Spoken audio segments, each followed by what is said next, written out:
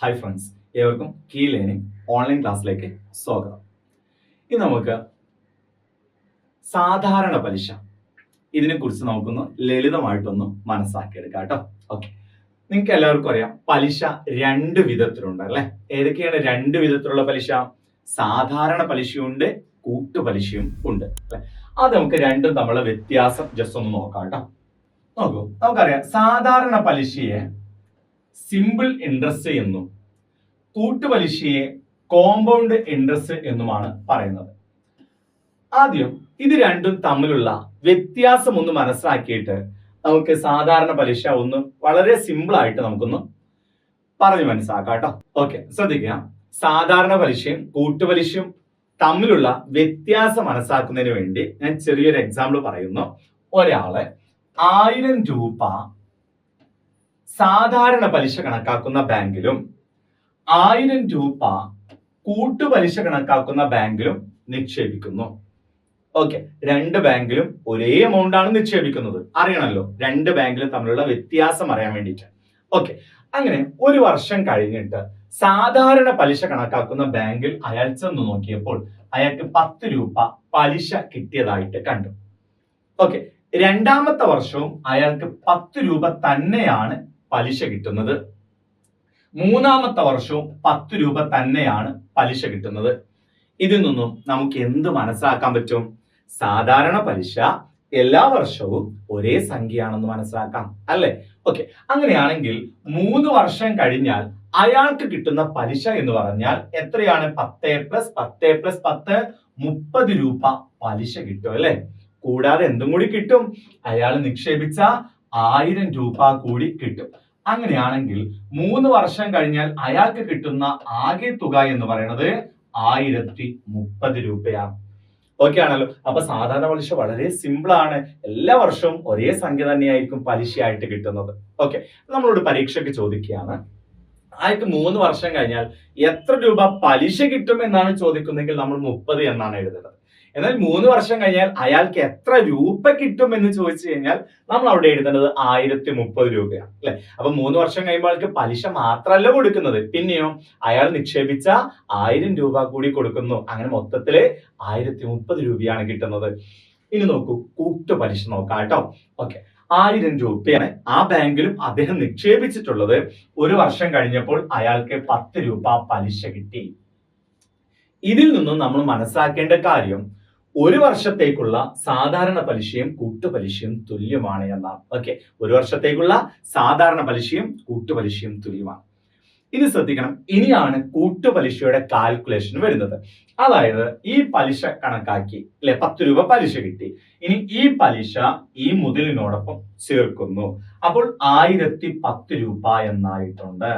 അപ്പൊ ഇനി രണ്ടാമത്തെ വർഷം അയാൾക്ക് പലിശ കിട്ടുന്നത് 1000 രൂപയുടെ പലിശ അല്ല കിട്ടുന്നത്, പിന്നെയോ 1010 രൂപയുടെ പലിശയാണ് കിട്ടുന്നത്. സപ്പോസ് അതൊരു 11 രൂപയുണ്ട് എന്ന് വിചാരിക്കുക. ഇവിടെ എന്ത് സംഭവിച്ചു? പലിശക്കും കൂടി അദ്ദേഹത്തിന് പലിശ കിട്ടി എന്നർത്ഥം അല്ലെ. ഇനി എന്ത് ചെയ്യുന്നു? ഈ 11 രൂപ വീണ്ടും ഈ 1010നോടൊപ്പം ചേർക്കുന്നു. ഓക്കെ, ഈ 1010നോടൊപ്പം 11 ചേർത്ത് കഴിഞ്ഞാൽ 1021 എന്ന് കിട്ടും. ഓക്കെ ആണല്ലോ. അപ്പോൾ മൂന്നാമത്തെ വർഷം അയാൾക്ക് കിട്ടുന്ന പലിശ എന്ന് പറയുന്നത് ഏതിന്റെ പലിശയായിരിക്കും? 1021 രൂപയുടെ പലിശയായിരിക്കും കിട്ടുന്നത്. സപ്പോസ് 13 രൂപയുണ്ട് എന്ന് വിചാരിച്ചോളൂ. ഓക്കെ ആണല്ലോ. അങ്ങനെയാണെങ്കിൽ അയാൾക്ക് 3 വർഷം കഴിഞ്ഞാൽ ആകെ കിട്ടുന്ന പലിശ എത്രയാണ്? 10 + 11 + 13 34 രൂപ കിട്ടും. 34 രൂപ കിട്ടും. കൂടാതെ എന്തും കൂടി കിട്ടും? 3 വർഷം കഴിയുമ്പോൾ അയാൾ നിക്ഷേപിച്ച 1000 രൂപയും കിട്ടുന്നു. അങ്ങനെ 3 വർഷം കൊണ്ട് അയാൾക്ക് കിട്ടുന്ന ആകെ തുക 1034 രൂപ എന്നാണ്. ഓക്കെ ആണല്ലോ. അപ്പൊ രണ്ട് പലിശയും തമ്മിലുള്ള വ്യത്യാസം നിങ്ങൾക്ക് മനസ്സിലായി കാണും. സാധാരണ പലിശ എല്ലാ വർഷവും ഒരേ സംഖ്യയാണ്, എന്നാൽ കൂട്ടുപലിശ കൂടിക്കൊണ്ടേയിരിക്കുന്നു അല്ലെ. മറ്റൊരു കാര്യം, ഒരു വർഷത്തേക്കുള്ള സാധാരണ പലിശയും കൂട്ടുപലിശയും തുല്യമാണ്.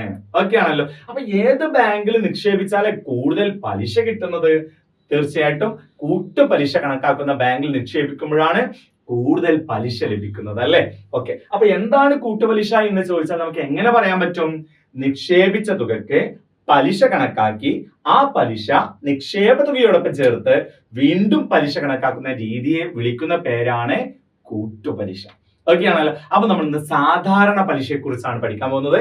ഓക്കെ, നമുക്ക് തുടങ്ങാം. സാധാരണ പലിശ. ഓക്കെ, അപ്പൊ നമ്മൾ പറഞ്ഞു കഴിഞ്ഞു എന്താണ് സാധാരണ പലിശ. സാധാരണ പലിശയിൽ പലിശ എല്ലാ വർഷവും ഒരേ സംഖ്യയായിരിക്കും. പിന്നെ നമ്മൾ പറഞ്ഞു ഒരു വർഷത്തേക്കുള്ള സാധാരണ പലിശയും കൂട്ടുപലിശയും തുല്യമാണ്. ഓക്കെ, ഇതിൽ മെയിൻ ആയിട്ട് നമുക്ക് ഒരു ഇക്വേഷനേ ഉള്ളൂ. അപ്പൊ അത് വെച്ചിട്ടുള്ള പ്രോബ്ലംസ് നമുക്ക് തുടങ്ങാം കേട്ടോ. ഓക്കെ, സാധാരണ പലിശ കാണുന്നതിനുള്ള സമവാക്യമാണ് I = PNR എന്ന് പറയുന്നത്. എന്താണ് I എന്ന് പറഞ്ഞാല്? I എന്ന് പറഞ്ഞാൽ പലിശ. I എന്ന് പറഞ്ഞാല് പലിശ. P എന്ന് പറഞ്ഞാൽ നിക്ഷേപ തുക. ഒരാള് നിക്ഷേപിച്ചതോ അല്ലെങ്കിൽ ബാങ്കിൽ നിന്ന് കടം വാങ്ങിയതോ ആയിട്ടുള്ള ആ തുകയാണ് എന്തെന്ന് പറയുന്നത്? നിക്ഷേപ തുക എന്ന് പറയുന്നത്. ഓക്കെ, N എന്ന് പറഞ്ഞാൽ കാലയളവ്. N എന്ന് പറഞ്ഞാൽ കാലയളവ്. R എന്ന് പറഞ്ഞാൽ പലിശ. കാലയളവ് എന്ന് പറയുമ്പോൾ ചിലപ്പോൾ ഒരാൾ ബാങ്കിലേക്ക് ചിലപ്പോൾ 2 വർഷത്തേക്കായിരിക്കും അല്ലെങ്കിൽ 3 വർഷത്തേക്കായിരിക്കും. ആ ഒരു ഡ്യൂറേഷൻ ആണ് ഇവിടെ കാലയളവ് എന്ന് പറയുന്നത്. R എന്ന് പറഞ്ഞാൽ പലിശ നിരക്ക്. എന്താണ് പലിശ നിരക്ക് എന്ന് പറഞ്ഞാല്? പലിശ നിരക്ക് എന്ന് പറഞ്ഞു കഴിഞ്ഞാല് 100 രൂപയ്ക്ക് ഒരു വർഷത്തേക്കുള്ള പലിശയാണ് പലിശ നിരക്ക്. ഒരിക്കൽ കൂടി പറയുന്നു, എന്താണ് പലിശ നിരക്ക് എന്ന് പറഞ്ഞാല് 100 രൂപയ്ക്ക് ഒരു വർഷത്തേക്കുള്ള പലിശയാണ് പലിശ നിരക്ക് എന്ന് പറഞ്ഞാൽ, ഉദാഹരണത്തിന് ഒരു ബാങ്കില് പലിശ നിരക്ക് 8% എന്ന് പറഞ്ഞാൽ അതുകൊണ്ട് എന്താണ് അർത്ഥമാക്കുന്നത്? ഒരു ബാങ്കില് പലിശ നിരക്ക് 8% പറഞ്ഞാൽ ആ ബാങ്കിൽ നമ്മൾ ഒരു 100 രൂപ നിക്ഷേപിക്കുകയാണെങ്കിൽ ഒരു വർഷം കഴിയുമ്പോൾ നമുക്ക് 108 രൂപ കിട്ടുന്നു. ഓക്കെ ആണല്ലോ. അപ്പൊ ആ 8-നെയാണ് നമ്മൾ എന്തെന്ന് പറയുന്നത്? പലിശ നിരക്ക് എന്ന് പറയുന്നത്. ഒരിക്കൽ കൂടി പറയാം. പലിശ നിരക്ക് എന്ന് പറഞ്ഞാൽ 100 രൂപയ്ക്ക്, പ്രത്യേകം ശ്രദ്ധിക്കണം, 100 രൂപയ്ക്ക് ഒരു വർഷത്തേക്കുള്ള പലിശയെ പറയണ പേരാണ് പലിശ നിരക്ക്. ഓക്കെ ആണല്ലോ. ഒരു ബാങ്കിൽ 7.5% പലിശ എന്നതുകൊണ്ട് എന്താണ് ഉദ്ദേശിക്കുന്നത്? ആ ബാങ്കിൽ 100 രൂപ നമ്മൾ നിക്ഷേപിക്കുകയാണെങ്കിൽ ഒരു വർഷം കഴിയുമ്പോൾ നമുക്ക് 107 രൂപ 50 പൈസ കിട്ടും എന്നർത്ഥം. ഓക്കെ ആണല്ലോ. അപ്പൊ നമുക്ക് ഇതിലെ പ്രോബ്ലത്തിലേക്ക് നമുക്ക് കിടക്കാൻ പോവാണ്. ഇതിലെ പ്രോബ്ലത്തിൽ വളരെ ബേസിക് ആയിട്ടുള്ള കുറച്ച് കാര്യങ്ങളാണെന്ന് പറയാൻ പോകുന്നത്. അപ്പൊ വളരെ നമ്മൾ ശ്രദ്ധിക്കേണ്ട ചില കാര്യങ്ങൾ എന്തൊക്കെയാണെന്ന് ചോദിച്ചു കഴിഞ്ഞാല്, നമ്പേഴ്സ് മിശ്ര ഭിന്നത്തിലാണെങ്കിൽ അതിനെ വിഷമ ഭിന്നത്തിലേക്ക് മാറ്റണം. എന്താണ് മിശ്ര ഭിന്നം എന്ന് പറഞ്ഞാല്? ഉദാഹരണത്തിന് 2/3 ഇങ്ങനെ എഴുതുന്നതിനെയാണ് മിശ്ര ഭിന്നം എന്ന് പറയുന്നത് അല്ലെ. ഒരു പൂർണ്ണസംഖ്യയും ഒരു സാധാരണ ഭിന്നവും ചേർന്നത്. എന്താ സാധാരണ ഭിന്നം എന്ന് പറഞ്ഞാല്? മുകളിലെ ചെറുതും താഴെ വലുതുമായ ഭിന്നസംഖ്യകളെ പറഞ്ഞ പേരാണ് സാധാരണ ഭിന്നം അല്ലെ. അപ്പൊ ഒരു പൂർണ്ണസംഖ്യയും ഒരു സാധാരണ ഭിന്നവും ചേർന്നതാണ് ഒരു മിശ്ര ഭിന്നം. ഞാനൊന്ന് ചോദിക്കട്ടെ, മിശ്ര ഭിന്നത്തിന്റെ ഇടയിൽ വരുന്ന ചിഹ്നം ഏത്? ഒന്ന് പറഞ്ഞു നോക്കും. ഇതിന്റെ ഇടയിൽ വരുന്ന ചിഹ്നം ഏത്? ഒരു എക്സാമിന് ചോദിച്ച ക്വസ്റ്റ്യൻ ആണത്. ഓക്കെ, എന്തായിരിക്കും ഇതിന്റെ ഇടയിൽ വരുന്ന ചിഹ്നം? പെട്ടെന്ന് നമുക്ക് ഇൻറ്റു അല്ലെങ്കിൽ ഗുണനമാണെന്ന് പറയാൻ തോന്നും. എന്നാൽ ഗുണനമല്ല. ഇതിന്റെ ഇടയിൽ വരുന്ന ചിഹ്നം പ്ലസ് എന്നാണ് കേട്ടോ. ഓക്കെ, അപ്പൊ ഇതിന്റെ ഇടയിലുള്ള മിശ്ര ഭിന്നത്തിന്റെ ഇടയിൽ വരുന്ന ചിഹ്നം പ്ലസ് ആണ്. ഓക്കെ, അപ്പൊ ഇങ്ങനെ മിശ്ര ഭിന്നത്തിനാണ് ഒരു നമ്പർ വരുന്നത് എങ്കിൽ അതിനെ വിഷമ ഭിന്നത്തിലേക്ക് മാറ്റണം. എന്താണ് വിഷമ ഭിന്നം എന്ന് പറഞ്ഞാല്? വിഷമ ഭിന്നം എന്ന് പറഞ്ഞാല് മുകളിൽ വലുതും താഴെ ചെറുതുമായ ഭിന്നസംഖ്യയെ വിളിക്കുന്ന പേരാണ് വിഷമ ഭിന്നം. ഓക്കെ, അപ്പൊ എങ്ങനെയാണ് മാറ്റേണ്ടത്? നോക്കൂ, ഈ ഛേദവും ഈ പൂർണ്ണസംഖ്യയും തമ്മിൽ ഗുണിക്കണം. എന്നിട്ട് ഇതിന്റെ ഇടയിലുള്ള ചിഹ്നം പ്ലസ് അല്ലെ, എന്നിട്ട് ഇത് കൂട്ടിയാൽ മതി. ഓക്കെ, അപ്പൊ നമുക്ക് എങ്ങനെ ചെയ്യാൻ പറ്റും? 3 × 2 6, 6 + 2 8 അല്ലെ. അപ്പൊ നമുക്ക് എങ്ങനെ എഴുതാൻ പറ്റും? 8/3. ഓക്കെ, അപ്പൊ നമ്മൾ ശ്രദ്ധിക്കേണ്ട കാര്യം, ഇതുപോലെ മിശ്ര ഭിന്നത്തിലാണ് ഒരു നമ്പർ തരുന്നതെങ്കിൽ അതിനെ വിഷമ ഭിന്നത്തിലേക്ക് മാറ്റണം. ശ്രദ്ധിക്കേണ്ട ഒന്നാമത്തെ കാര്യം. രണ്ടാമത്തെ കാര്യം എന്ന് പറയുന്നത്, കാലയളവ് മാസത്തിലാണെങ്കിൽ 12 കൊണ്ട് ഡിവൈഡ് ചെയ്യണം. ഓക്കെ, മൂന്നാമത്തെ പോയിന്റ്, കാലയളവ് ദിവസത്തിലാണെങ്കിൽ 365 കൊണ്ട് ഡിവൈഡ് ചെയ്യും. ഇത്രയും കാര്യങ്ങളാണ് വളരെ ബേസിക് ആയിട്ട് നമുക്ക് അറിഞ്ഞിരിക്കേണ്ട ചില കാര്യങ്ങൾ. ഓക്കെ, അപ്പൊ ഒരിക്കൽ കൂടി പറയുന്നു, എന്തൊക്കെയാണ് നമ്മൾ പറഞ്ഞ പ്രധാനപ്പെട്ട 3 കാര്യങ്ങൾ? മിശ്ര ഭിന്നത്തിലുള്ള നമ്പേഴ്സിനെ വിഷമ ഭിന്നത്തിലേക്ക് മാറ്റണം. കാലയളവ് മാസത്തിലാണെങ്കിൽ 12 കൊണ്ട് ഡിവൈഡ് ചെയ്യണം. കാലയളവ് ദിവസത്തിലാണെങ്കിൽ 365 കൊണ്ട് ഡിവൈഡ് ചെയ്യണം. ഓക്കെ, നമുക്ക് തുടങ്ങാം ഓരോ ചോദ്യങ്ങളായിട്ട്. ഫസ്റ്റ് ക്വസ്റ്റ്യൻ, 10,000 രൂപയ്ക്ക് 7% നിരക്കിൽ 8 വർഷത്തേക്ക് സാധാരണ പലിശ എന്ത്? നമുക്കറിയാം, സാധാരണ പലിശ കാണാനുള്ള സമവാക്യമാണ് I = PNR. അല്ലെ, ഇവിടെ R എന്ന് പറയുന്നത് റേറ്റ് ഓഫ് ഇൻട്രസ്റ്റ്, അവിടെ ഒരു ശതമാനം വരുന്നുണ്ട്. ആ ശതമാനം കളയാൻ വേണ്ടിയിട്ടാണ് സമവാക്യത്തിൽ നമ്മൾ എന്ത് കൊടുക്കുന്നത്? ഒരു 100 കൊടുക്കുന്നത്. ഓക്കെ ആണല്ലോ? യെസ്, അപ്പൊ നമുക്ക് തുടങ്ങാം. P എന്ന് പറഞ്ഞാൽ നിക്ഷേപിച്ച തുക. എത്രയാണ് നിക്ഷേപിച്ച തുക? 10,000 ഇൻറ്റു N എന്ന് പറയുന്നത് കാലയളവ്. ഇവിടെ എത്രയാണ് കാലയളവ്? 8 വർഷം. അപ്പൊ കാലയളവ് 8 ഇൻറ്റു R എന്ന് പറഞ്ഞാൽ റേറ്റ് ഓഫ് ഇൻട്രസ്റ്റ്, പലിശ നിരക്ക്. എത്രയാണ് ഇവിടെ പലിശ നിരക്ക്? 7%. അപ്പൊ നമുക്കിവിടെ 7 എഴുതാം, ഡിവൈഡഡ് ബൈ 100. ഓക്കെ, ഇനി താഴെയുള്ള 2 0, മുകളിലുള്ള 2 0 വെട്ടി. 7 ഇൻറ്റു 8, 7 8 56, 56 ഇൻറ്റു 100, 5,600 രൂപയാണ് പലിശ.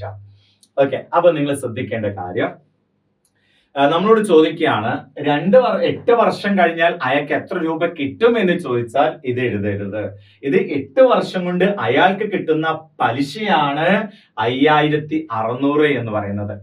അപ്പൊ അയാൾക്ക് 8 വർഷം കഴിഞ്ഞ് എത്ര രൂപ കിട്ടും എന്ന് ചോദിച്ചു കഴിഞ്ഞാൽ ഇതിനോടൊപ്പം അയാൾ നിക്ഷേപിച്ച 10,000 രൂപ കൂടി ആഡ് ചെയ്യേണ്ടി വരും, അല്ലെ? അപ്പൊ 5,600. അപ്പൊ എത്ര രൂപ കിട്ടും ചോദിച്ചാൽ 15,600. എന്നാൽ ഈ ചോദ്യത്തിൽ അത് എഴുതണ്ട. ഈ ചോദ്യത്തില് നമ്മളോട് പലിശ മാത്രമേ ചോദിച്ചിട്ടുള്ളൂ. അതുകൊണ്ട് നമുക്ക് 5,600 എന്ന് മാത്രം എഴുതിയാൽ മതി. ഓക്കെ, രണ്ടാമത്തെ ക്വസ്റ്റ്യൻ, 30,000 രൂപയ്ക്ക് 5.2/3% നിരക്കിൽ 10 വർഷത്തേക്കുള്ള സാധാരണ പലിശ എന്തെന്നാണ്, അല്ലെ? 10 വർഷത്തേക്കുള്ള സാധാരണ പലിശയാണ് ചോദിച്ചിരിക്കുന്നത്. അപ്പൊ ഇവിടെ നിങ്ങൾക്ക് ശ്രദ്ധിച്ചാൽ മനസ്സിലാക്കാൻ പറ്റും, നമ്മൾ നേരത്തെ പറഞ്ഞ ഒരു മിശ്ര ഭിന്നം ഇവിടെ വന്നിട്ടുണ്ട്. 5.2/3 ഒരു മിശ്ര ഭിന്നമാണ്, അല്ലെ? അപ്പൊ മിശ്ര ഭിന്നത്തിലാണ് നമ്പർ വരുന്നത് എങ്കിൽ അതിനെ വിഷമ ഭിന്നത്തിലേക്ക് മാറ്റണം. എങ്ങനെയാണ് വിഷമ ഭിന്നത്തിലേക്ക് മാറ്റേണ്ടത്? 3ഉം 5ഉം ഗുണിക്കണം. 3 15, 15 + 2 17, 17 ഡിവൈഡഡ് ബൈ 3. ഓക്കെ ആണല്ലോ? അപ്പൊ മിശ്ര ഭിന്നത്തെ നമ്മൾ വിഷമ ഭിന്നത്തിലേക്ക് മാറ്റണം. ഇനി ചോദിച്ചിരിക്കുന്നത് സാധാരണ പലിശയാണ് ചോദിച്ചിരിക്കുന്നത്. സാധാരണ പലിശ കാണാനുള്ള സമവാക്യം എന്താണ്? PNR/100. P എന്ന് പറയുന്നത് ഇവിടെ 30,000 രൂപയാണ്. 30,000 ഇൻറ്റു N എന്ന് പറയുന്നത് എത്രയാണ്? 10 വർഷമാണ്. R എന്ന് പറയുന്നത് എത്രയുണ്ട്? 17/3. 17 ഡിവൈഡഡ് ബൈ 3. ശ്രദ്ധിക്കണം. അപ്പൊ നമ്മുടെ ഇക്വേഷനിൽ ഓൾറെഡി ഒരു ഡിവൈഡ് ബൈ ഉണ്ട്. അപ്പൊ അതിന്റെ താഴെ ഈ 3 എഴുതിയാൽ മതി. ഓക്കെ ആണല്ലോ? ഇനി സമവാക്യത്തിൽ താഴെ എന്തുണ്ട്? ഒരു 100 ഉണ്ടല്ലോ. ആ 100 എഴുതുമ്പോൾ ഇതിന്റെ ഇടയിൽ ഒരു ഗുണനചിഹ്നം കൂടി കൊടുക്കണം. ഓക്കെ ആണല്ലോ? യെസ്. അപ്പൊ നമുക്ക് എന്ത് ചെയ്യാം? ഈ 2 0ഉം ഈ 2 0ഉം വെട്ടാം. ഈ 3ഉം ഈ 3ഉം നമുക്ക് വെട്ടാം. 300 എന്ന് പറഞ്ഞാൽ 3 ഗുണിക്കണം 100 ആണ്. അപ്പൊ 3 3 വെട്ടിക്കഴിഞ്ഞാൽ ഇവിടെ 100 ഉണ്ടായിരിക്കും. 100 × 10 1000. 1000 × 17 17,000. ഇതെന്താണ്? പലിശയാണ്. ഓക്കെ ആണല്ലോ? യെസ്. അപ്പോ ഞാൻ നേരത്തെ പറഞ്ഞു, നന്നായിട്ട് ശ്രദ്ധിക്കണം. ഇവിടെ പലിശ മാത്രമാണ് ചോദിച്ചത്. അതുകൊണ്ട് 17,000 എഴുതിയാൽ മതി. എന്നാൽ ആൾക്ക് എത്ര രൂപ തിരിച്ചു കിട്ടും എന്ന് ചോദിക്കുകയാണെങ്കിൽ ഇതിനോടൊപ്പം നിക്ഷേപ തുക കൂടി ആഡ് ചെയ്യേണ്ടി വരും കേട്ടോ. അത് ചോദ്യത്തിനനുസരിച്ച് നിങ്ങൾ ചെയ്താൽ മതി. ഓക്കെ ആണല്ലോ? അടുത്ത ദിവസം നോക്കാം. 3.2/5% സാധാരണ പലിശ നിരക്ക് പലിശ കണക്കാക്കുന്ന ഒരു ബാങ്കിൽ രാജു 60,000 രൂപ നിക്ഷേപിച്ചു. 5.1/2 വർഷത്തിന് ശേഷം രാജുവിന് എത്ര രൂപ ലഭിക്കും? ശ്രദ്ധിക്കണം, രാജുവിന് എത്ര രൂപ ലഭിക്കും എന്ന് പറഞ്ഞാൽ പലിശ മാത്രമല്ല, പലിശയും ആ നിക്ഷേപിച്ച തുകയും ചേർത്തുള്ള എമൗണ്ട് ആണ് ആൻസർ ആയിട്ട് പറയേണ്ടത് കേട്ടോ. ഓക്കെ ആണല്ലോ. അപ്പൊ എത്ര രൂപ കിട്ടും ചോദിച്ചാൽ രാജുവിന് പലിശയും കിട്ടും, അയാൾ നിക്ഷേപിച്ച തുകയും രണ്ടും കൂടി ചേർത്തിട്ടായിരിക്കും കിട്ടുന്നത്. അപ്പൊ നമുക്ക് തുടങ്ങാം. ഇവിടെ ശ്രദ്ധിക്കേണ്ട കാര്യം, ഇവിടെ 3/2/5 മിശ്രഭിന്നമാണ്. മിശ്രഭിന്നത്തിനെ വിഷമഭിന്നത്തിലേക്ക് മാറ്റണം. എങ്ങനെയാണ് മാറ്റേണ്ടത്? ഈ 5ഉം 3ഉം ഗുണിക്കണം, 3 15, 15 + 2 17. അപ്പൊ ഇതിനെ 17/5 എന്ന് എഴുതണം. ഓക്കെ. അതുപോലെ തന്നെ ഇവിടെ കാലയളവും മിശ്രഭിന്നത്തിനാണ് തന്നിരിക്കുന്നത്. മിശ്രഭിന്നത്തിലുള്ള സംഖ്യയെ വിഷമഭിന്നത്തിലേക്ക് മാറ്റണം. എങ്ങനെ മാറ്റണം? 2ഉം 5ഉം ഗുണിച്ചാൽ 10, 10 + 1 11/2 എന്ന് എഴുതണം. ഓക്കെ ആണല്ലോ. ഇനി നമുക്ക് പലിശ കാണാം. പലിശ I = എന്താ പലിശ കാണാനുള്ള ഇക്വേഷൻ എന്താണ്? PNR / 100 അല്ലെ. P എന്ന് പറയുന്നത് എത്രയാണ്? 60,000 രൂപയാണ്. 60,000 ഇൻറ്റു N എന്ന് പറയുന്നത് കാലയളവ് 11/2. നേരത്തെ പറഞ്ഞു ഒരൊറ്റ ഡിവൈഡ് ബൈ മതി, കുറെ ഹരണം വേണ്ട കേട്ടോ. ഇവിടെ അതായത് 11/2 അങ്ങനെ എഴുതേണ്ട ആവശ്യമില്ല. ആ 2 നമുക്ക് നേരെ താഴോട്ട് എഴുതാം കേട്ടോ. 11/2. ഇനി പിന്നെ rate of interest. Rate of interest എത്രയാണ്? 17/5. 17/5 ഇങ്ങനെ എഴുതുമ്പോൾ ഇതിന്റെ ഇടയിൽ ഒരു ഗുണനചിഹ്നം കൊടുക്കേണ്ടതുണ്ട്. ഇനി സമവാക്യത്തിന് താഴെ ഒരു 100 ഉണ്ട്, അത് എഴുതുമ്പോഴും ഇതിന്റെ ഇടയിൽ 2 0 ഇടയിൽ ഒരു ഗുണനചിഹ്നം കൊടുക്കും. ഓക്കെ ആണല്ലോ. അപ്പൊ നോക്കിയേ, ഈ 2 0ഉം ഈ 2 0ഉം നമുക്ക് വെട്ടാം. ഓക്കെ. അതുപോലെ തന്നെ 2ഉം 5ഉം ഗുണിച്ച 10, ആ 10ല് ആ 10ഉം ഈ 600ലെ ഒരു 0ഉം നമുക്ക് വെട്ടാം. ഇനി നമുക്ക് ചെയ്യാനുള്ളത് 60 × 11 × 17 അല്ലെ. ഓക്കെ. അപ്പൊ നമുക്കറിയാം 6ഉം 11ഉം ഗുണിച്ചു കഴിഞ്ഞാൽ 66. ഒരു 0 ഉണ്ട്, ആ 0 നമുക്ക് എടുത്തെഴുതാം. അതിനെ 17 കൊണ്ട് ഗുണിച്ചാൽ നമുക്ക് ആൻസർ കിട്ടും 17 കൊണ്ട്. ഓക്കെ. അപ്പോൾ 6 7 42 ശിഷ്ടം 4. 6 7 42 4 46. 1 6 6 1 6 6. ഓക്കെ. 2 2 6 12 ശിഷ്ടം 1. 6 4 11 11. 1122 പിന്നെ ഒരു 0 ഉണ്ട് അല്ലെ. അപ്പൊ 1122 ഒരു 0 എത്രയാ? 11,220 രൂപയാണ് പലിശയായിട്ട് കിട്ടുന്നത്. എന്നാൽ നമ്മുടെ ചോദ്യം എന്താണ്? രാജുവിന് എത്ര രൂപ കിട്ടും? രാജുവിന് പലിശയായിട്ട് 11,220 രൂപയും കിട്ടും, പിന്നെ നിക്ഷേപിച്ച 60,000 രൂപ കൂടി കിട്ടും അല്ലെ. അപ്പൊ മൊത്തത്തിൽ എത്ര രൂപ കിട്ടും നോക്കാം നമുക്ക് കേട്ടോ. 11,000 രൂപ അല്ലെ. എത്ര ഉണ്ട്? 60 അല്ലെ. റെഡി അല്ലേ? 60,000. അപ്പൊ 0 2 2 1 7 അല്ലെ. അപ്പൊ എത്ര കിട്ടി? 71,220 രൂപയാണ് രാജുവിന് കിട്ടുന്നത് എന്ന് നമുക്ക് മനസ്സിലാക്കാൻ പറ്റും. ഓക്കെ ആണല്ലോ. അടുത്ത ക്വസ്റ്റ്യൻ നോക്കൂ.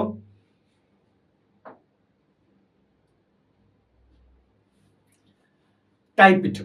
അപ്പൊ നമ്മൾ പറഞ്ഞു സാധാരണ പലിശ ചെയ്യുമ്പോൾ ശ്രദ്ധിക്കേണ്ട കാര്യങ്ങൾ, മിശ്രഭിന്നത്തിലുള്ള നമ്പറിനെ വിഷമഭിന്നത്തിലേക്ക് മാറ്റണം. അതുപോലെ തന്നെ കാലയളവ് മാസത്തിലാണെങ്കിൽ എന്തുകൊണ്ട് ഡിവൈഡ് ചെയ്യണം? 12 കൊണ്ട് ഡിവൈഡ് ചെയ്യണം അല്ലെ. അപ്പൊ അതാണ് ഇവിടെ ടൈപ്പ് 2 വരുന്ന പ്രോബ്ലം. ചോദ്യം, 12,000 രൂപയ്ക്ക് 3% നിരക്കില് 15 മാസത്തേക്കുള്ള സാധാരണ പലിശ എത്ര എന്നാണ് ചോദ്യം. ഓക്കെ. അപ്പൊ നമുക്ക് സാധാരണ പലിശയാണ് കാണേണ്ടത്. സോ I = എന്താണ് സമവാക്യം? PNR / 100. P എന്ന് പറഞ്ഞാൽ 12,000. 12,000 ഇൻറ്റു N എന്ന് പറയുന്നത് 15 മാസം. ശ്രദ്ധിക്കണം, 15 മാസം ആയതുകൊണ്ട് 12 കൊണ്ട് ഡിവൈഡ് ചെയ്യണം. ഇൻറ്റു പിന്നെ എത്ര ഉണ്ട്? പലിശ നിരക്ക് 3% അല്ലെ. അപ്പൊ 3. ഓക്കെ ആണല്ലോ. ഇനി സമവാക്യത്തിലുള്ള 100 അത് എഴുതാൻ മറന്നു പോകല്ലേ കേട്ടോ. ഓക്കെ. ഇനി താഴെയുള്ള 2 0 മുകളിലുള്ള 2 0 വെട്ടി, ഈ 12ഉം 12ഉം വെട്ടി. ഓക്കെ, അപ്പൊ നമുക്ക് ചെയ്യാം. 3 × 15 45, 45 ഇൻറ്റു ഇവിടെ ഒരു 0 10, അപ്പൊ 45 × 10 450 എന്ന് കിട്ടും. അപ്പൊ പലിശ എന്ന് പറയുന്നത് 450 ആണ്. എന്നാൽ എത്ര രൂപ കിട്ടും എന്ന് ചോദിക്കുകയാണെങ്കിൽ 450നോടൊപ്പം 12,000 കൂടി ചേർത്തിട്ട് പറഞ്ഞാൽ മതി. ഇവിടെ പലിശ മാത്രമേ ചോദിച്ചിട്ടുള്ളൂ, അതുകൊണ്ട് ഇവിടെ നമുക്ക് 450 എന്ന് ഉത്തരം എഴുതിയാൽ മതി. ക്ലിയർ ആണല്ലോ? അടുത്ത ക്വസ്റ്റ്യൻ നോക്കാം കേട്ടോ.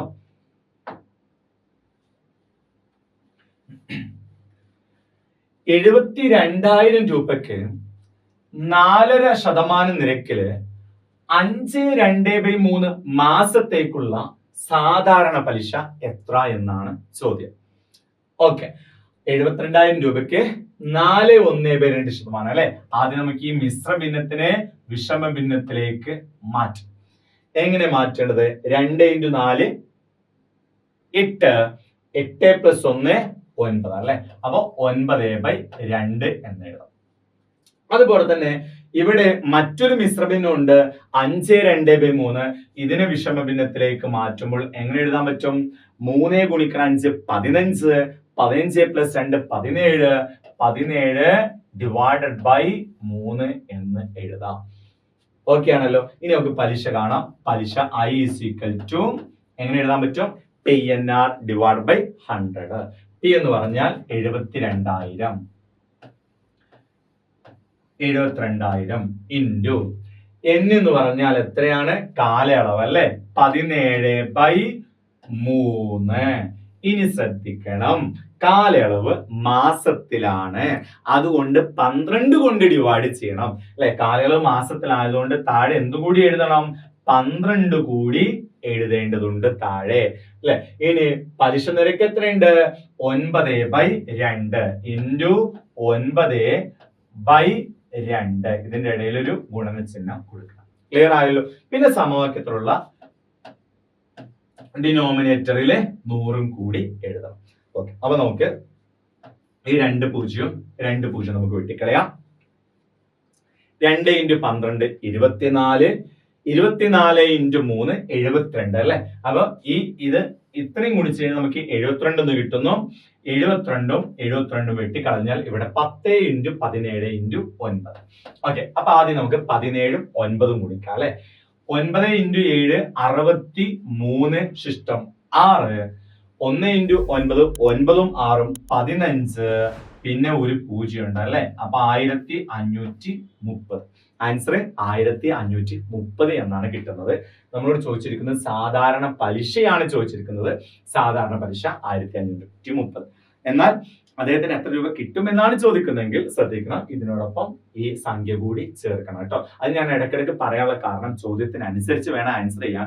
ഓപ്ഷനിൽ ഈ എമൗണ്ട് ഉണ്ടായിരിക്കും, ഇത് രണ്ടും ചേർത്തിട്ടുള്ള എമൗണ്ട് ഉണ്ടായിരിക്കും. അപ്പൊ ചോദ്യത്തിനനുസരിച്ചാണ് ആൻസർ എഴുതേണ്ടത്. ഓക്കെ ആണല്ലോ? അടുത്ത ദിവസം നോക്കാം കേട്ടോ.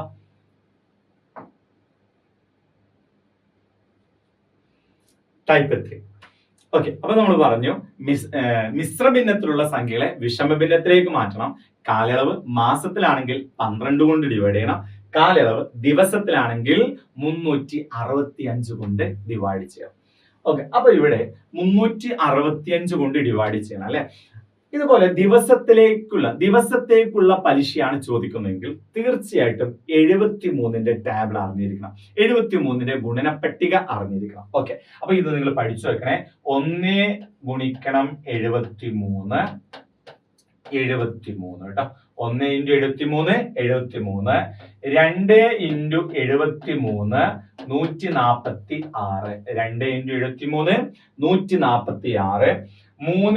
3 ×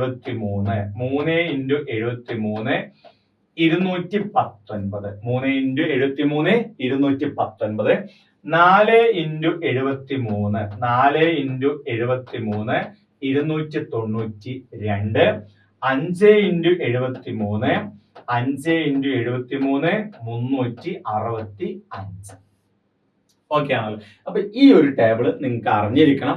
ദിവസത്തേക്കുള്ള പലിശ ചെയ്യുമ്പോൾ അത് സാധാരണ പലിശയാണെങ്കിലും കൂട്ടുപലിശയാണെങ്കിലും നിർബന്ധമായിട്ടും 73ന്റെ ഈ ടേബിൾ അറിഞ്ഞിരുന്നു കഴിഞ്ഞാൽ നമുക്ക് ചെയ്യാൻ ഒന്നും കൂടി എളുപ്പമായിരിക്കും കേട്ടോ. ഓക്കെ, അപ്പോൾ 1 × 73 73, 2 × 73 146, 3 × 73 219, 4 × 73 292, 5 × 73 365. ഇനി നമുക്ക് ചോദ്യങ്ങൾ ചെയ്തു തുടങ്ങാം കേട്ടോ. Okay, first question. 10,000 രൂപയ്ക്ക് 10% നിരക്കിൽ 73 ദിവസത്തേക്കുള്ള സാധാരണ പലിശ എത്ര എന്നതാണ് ക്വസ്റ്റ്യൻ. ഓക്കെ, അപ്പൊ നമുക്ക് ചെയ്യാം. പലിശയാണ് കാണേണ്ടത്. I = PNR / 100. അവിടെ P എന്ന് പറയുന്നത് 10,000 ഇൻറ്റു N എന്ന് പറയുന്നത് 73 ദിവസം എന്നാണ് അല്ലെ. അപ്പൊ 73 ദിവസം ആയതുകൊണ്ട് 365 കൊണ്ട് ഡിവൈഡ് ചെയ്യണം. ഓക്കെ, കാലയളവ് ദിവസത്തിലേക്കാണ് വരുന്നതെങ്കിൽ 365 കൊണ്ട് ഡിവൈഡ് ചെയ്യണം. ഓക്കെ, ഇൻറ്റു പലിശ നിരക്ക് എത്രയാണ്? 10%. ഓക്കെ, ഇനി താഴെയുള്ള ആ 100 എഴുതി. ഈ 100 സാധാരണ നമ്മളെ ശതമാനം ഒഴിവാക്കാൻ വേണ്ടി കൊടുക്കുന്ന 100 ആണ്. ഓക്കെ, അപ്പൊ ഈ 2 0 2 0 വെട്ടി 73ന്റെ ഗുണിതമാണ് 365. അതുകൊണ്ട് 73 365 വെട്ടാം. നിങ്ങൾ പറഞ്ഞേ 73നോട് എത്ര ഗുണിച്ചാണ് 365 കിട്ടുന്നത്? 73നോട് 5 ഗുണിച്ചാൽ 365 കിട്ടും അല്ലെ. അപ്പൊ 5 വലിയ സംഖ്യയുടെ സ്ഥാനത്ത് നമുക്ക് എഴുതാൻ പറ്റും. ഓക്കെ, ഇനി 5ന്റെ ഗുണിതാണ് 10. 5ഉം 10ഉം വെട്ടാം. 5നോട് എത്ര ഗുണിച്ചാൽ 10 കിട്ടും? 2. ആ 2 എവിടെയാണ് എഴുതേണ്ടത്? വലിയ സംഖ്യയുടെ സ്ഥാനത്ത്. ഇവിടെ 5നേക്കാൾ വലുത് 10 ആണ്. ഇവിടെയാണ് 2 എഴുതുന്നത്. ഓക്കെ, അപ്പൊ നമുക്ക് കിട്ടും 2 × 100 200. അപ്പൊ എത്രയാണ് സാധാരണ പലിശ? 200 രൂപ. ഇവിടെ നമ്മളോട് ചോദിച്ചിരിക്കുന്നത് സാധാരണ പലിശ മാത്രമാണ് ചോദിച്ചിരിക്കുന്നത്. സാധാരണ പലിശ നമുക്ക് 200 രൂപ എന്ന് കിട്ടുന്നു. ഓക്കെ, അടുത്ത ദിവസം നോക്കൂ.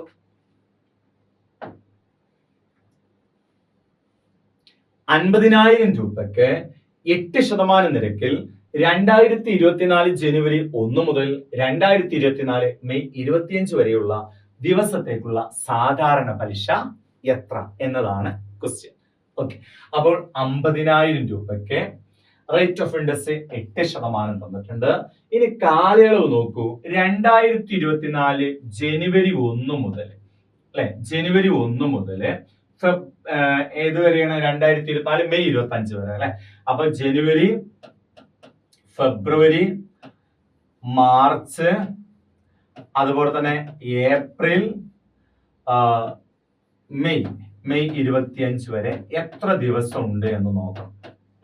എത്ര ദിവസം ഉണ്ട് നോക്കാം. ഓക്കെ, നിങ്ങൾക്ക് എല്ലാവർക്കും ഈ കാൽക്കുലേഷൻ അറിയുന്നുണ്ടാവും. ജനുവരി, ഫെബ്രുവരി, മാർച്ച്, ഏപ്രിൽ, മെയ്, ജൂൺ, ജൂലൈ, ഓഗസ്റ്റ്, സെപ്റ്റംബർ, ഒക്ടോബർ, നവംബർ, ഡിസംബർ അല്ലെ. ഈ പൊന്തിക്കിടക്കുന്ന മാസങ്ങൾക്കൊക്കെ 31 ദിവസവും ഇടയിലുള്ള മാസങ്ങൾ ഫെബ്രുവരി ഒഴികെയുള്ള എല്ലാ മാസങ്ങളിലും 30 ദിവസമാണ് വരുന്നത് അല്ലെ.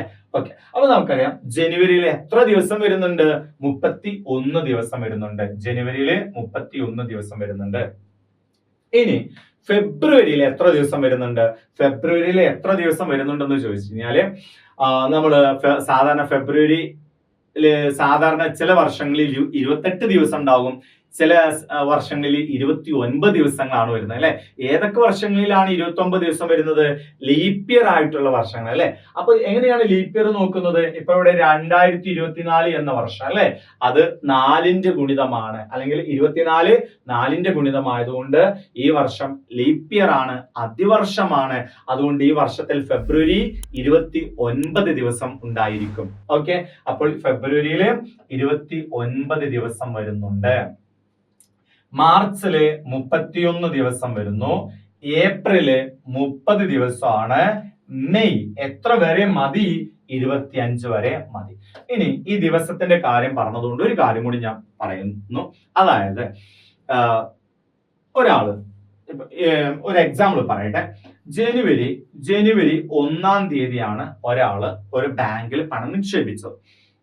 ജനുവരി 5-ാം തീയതി തന്നെ ആള് പണം പിൻവലിച്ചു എന്ന് വിചാരിച്ചു. ജനുവരി 1-നാണ് പണം ബാങ്കിൽ നിക്ഷേപിച്ചത്.